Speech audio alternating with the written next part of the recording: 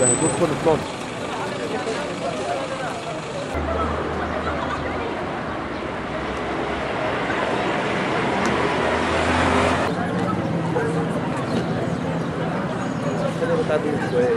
بعد الايام يا عبد الصباح. عندك شكون عدي اليوم؟ اي نعم. اختصاص شنو؟ والله ما تسنيش على السؤال هذا. شنو جاي نستندوا فيهم لهنا؟ نصبروهم شوي ونستنوهم حتى نشوفوهم اش عملوا واش ما عملوش. كيفاش حضرتوهم في الدرب؟ واش نحضروا؟ محضرين ليهم كان صخرة القدرة علوش، كان ما صخرتش القدرة انه يقعد غادي. نفسانيا تهيت نفسيا يعني. لا لاباس الحمد لله.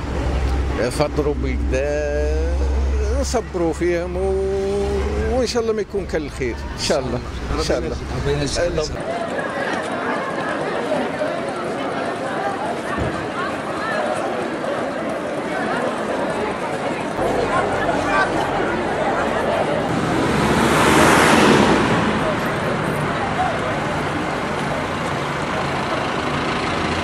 مرحبا.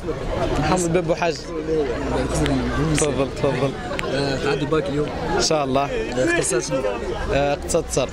شنو حضرت روحك اليوم؟ لاباس ان شاء الله. شنو نفساني انا نراوك زاهي هكا؟ لاباس الحمد لله ما حد شيء. علاش باش نقلق؟ علاش باش تقلق؟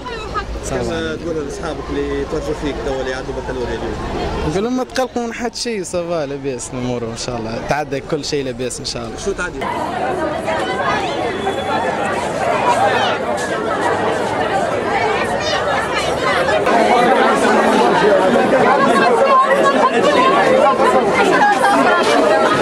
مش كان كلام ولا تفضل لا سمعت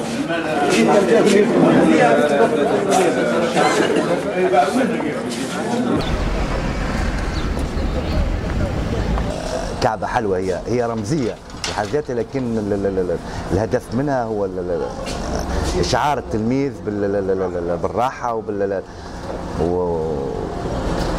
وبالانبهار والاندهاج باش يدخل باش يعدي الامتحان تاعه في أحسن الظروف.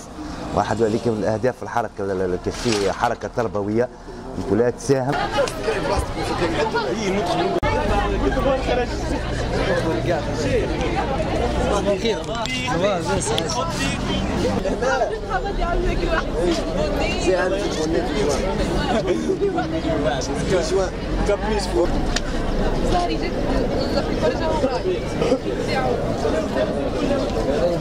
استاذ عندك شكون يعدي اليوم؟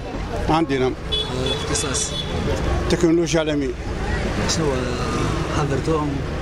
والله حضرناهم، عاوناهم في الدروس الخصوصية، برشا دروس خصوصية، والحضر والعمل على ربي. نفسانيا نفسانيا دون متوسط. علاش؟ تقصير تحس؟ خايفين. أول مرة تعدي.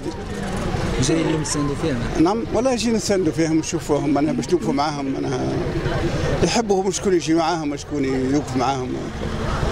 حاسس انك على اعصابك شكون؟ انت؟ لا عادي، ما حتى مشكل. ما حتى مشكل والله لاباس الحمد لله.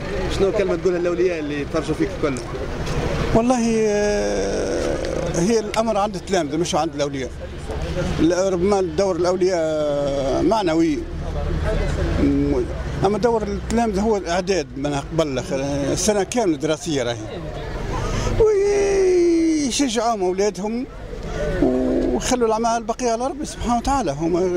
هم قاموا بواجبهم ويقوموا بواجبهم اثناء الامتحان، والباقي على ربي سبحانه وتعالى. ربي يسهل. اهلا بينا سيدي.